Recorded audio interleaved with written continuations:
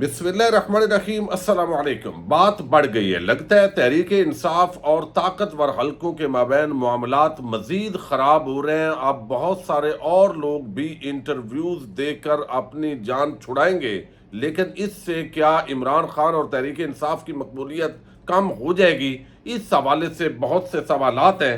مراد سعید نے آج بڑا عام تکڑا جواب دیا ہے، وہ آپ کے سامنے رکھنا ہے۔ عمران خان کی درخواست پر فیصلے کے حوالے سے آج چیف جسٹس اسلام آباد ہائی کورٹ عامر فاروق ایک مرتبہ پھر پتلی گلی سے نکلے ہیں۔ یہ کیا ماجرا ہے، اس پر بھی بات کریں گے۔ اور جس طرح تحریک انصاف کے کچھ قائدین کو اغوا کیا جا رہا ہے، کارکنان کو، کچھ اور مسنگ پرسنز ہیں۔ اب گزشتہ روز جو قاضی فائز عیسیٰ گروپ ہے، اس نے جو سماعت کی ہے، یقینی طور پر اس نے اپنا جو مائنڈ ہے وہ واضح کر دیا ہے، اور اب مزید جو ہے وہ اس طرح کے واقعات رونما ہو سکتے ہیں۔ یہ ایک بڑی بدقسمتی ہے، جس طریقے سے، جس ادارے سے پاکستانی قوم کو یہ امید تھی کہ یہ بنیادی انسانی حقوق کا تحفظ کرے گا، کس طرح بڑا بلنڈر کیا گیا ہے۔ اسی بڑی خبر سے ہم ویڈیو کا آغاز کریں گے۔ میں امید کروں گا کہ آپ سماعت کریں گے اور اپنے قیمتی فیڈ بیک سے ضرور آگاہ کریں گے۔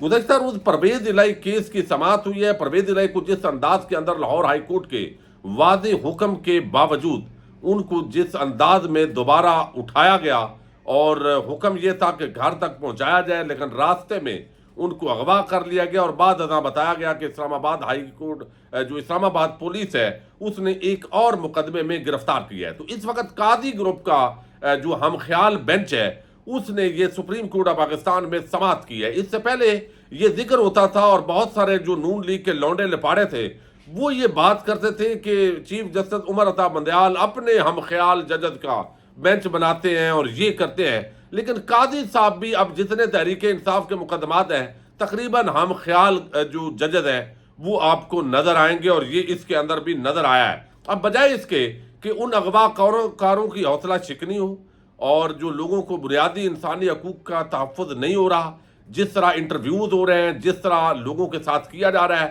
گھروں کے اندر گھس کر چار دیواری کا تقدس پامال ہو رہا ہے، کاروبار تباہ کیے جا رہے ہیں، بچوں کی اموات ہوئی ہیں، پھر جس طرح عثمان ڈار کی والدہ کو دھمکیاں دی گئی، اس معاملے پر جو ججز ہیں، جو پاکستان کے ٹیکس پیئر کے پیسے سے تنخواہ لیتے ہیں، وہ سپریم کورٹ میں بیٹھ کر اس کا تحفظ کرتے، لیکن وہ تو الٹا جو لوگ اٹھانے والے ہیں، ایسے لگتا ہے ان کے ساتھ جو ہے وہ ان کی جو رائے ہے وہ ملتی دکھائی دے رہی ہے۔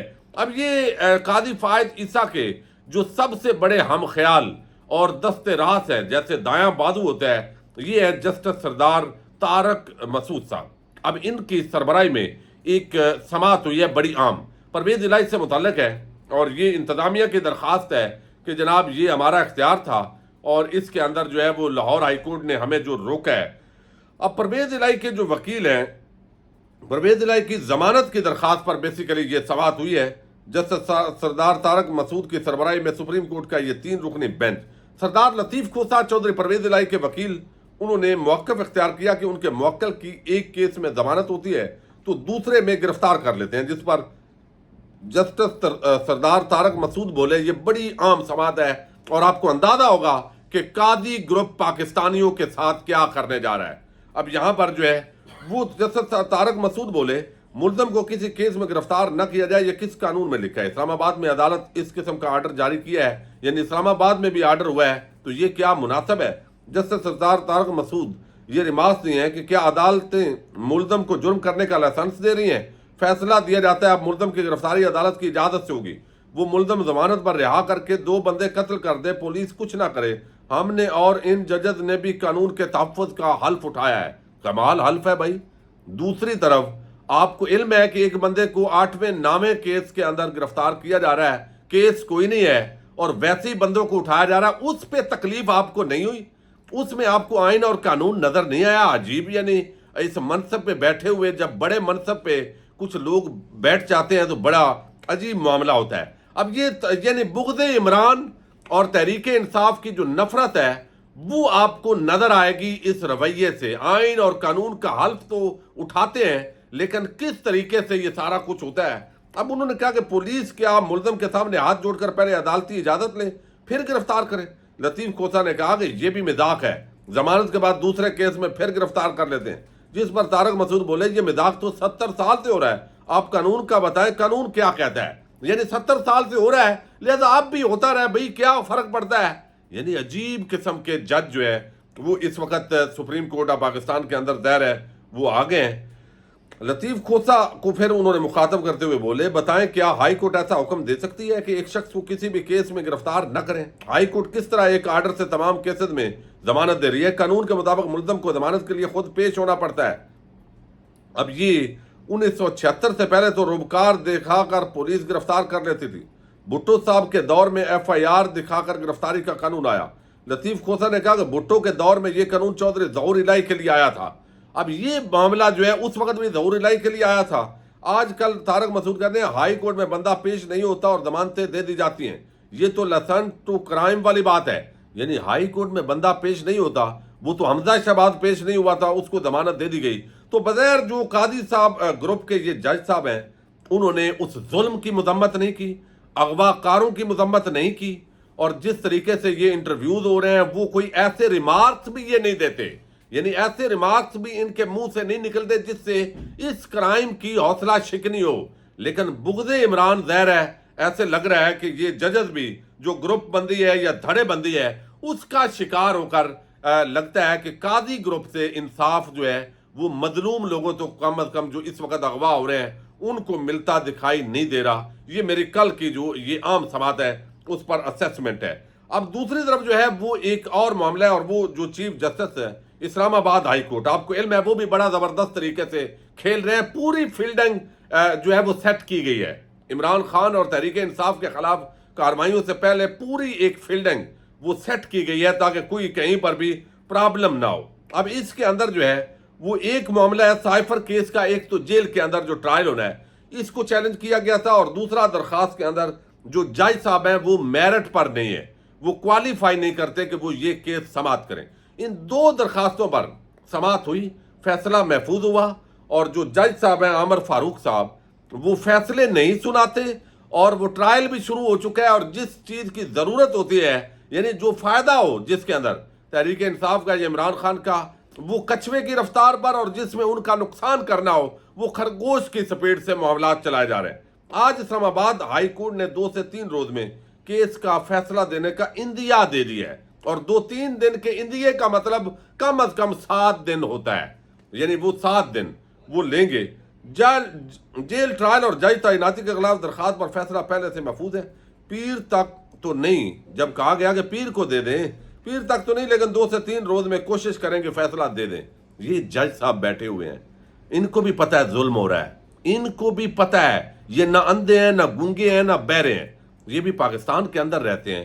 میڈیا کے اندر جو ریمارکس شریف خاندان کو فائدہ دے رہے ہوں وہ تو بڑے ریمارکس دیے جاتے ہیں جج صاحبان کی طرف سے، اور جس طرح انٹرویوز ہو رہے ہیں، جس طرح پریس کانفرنسیں ہو رہی ہیں، لوگوں کو اغوا کیا جاتا ہے، اس کا ایف آئی آر اندراج نہیں ہوتی، قانون اور آئین کا کھلا کھلواڑ ہو رہا ہے، 90 دن میں الیکشن نہیں ہوا، آئینی خلاف ورزی ہوئی ہے، اس پہ کوئی ریمارکس نہیں ہے۔ پورا قاضی گروپ جو ہائی کورٹ اسلام آباد میں ہو یا سپریم کورٹ آف پاکستان میں، چیئرمین پی ٹی اے کی جانب سے وکیل شیر افضل مروت یہ پیش ہوئے ہیں، تو انہوں نے کہا جی کوشش کریں گے 2-3 دن میں دے دیں، تو 2-3 دن میرا یہ اسیسمنٹ ہے جو میں پچھلے پورے عرصے سے ان کو کور کر رہا ہوں، تو میری یہ اسیسمنٹ ہے 3 دن کا مطلب ان کا لازمی ہفتہ 10 دن ہوتا ہے، آپ دیکھ لیجئے گا، ورنہ ہو سکتا ہے میں غلط ہو جاؤں۔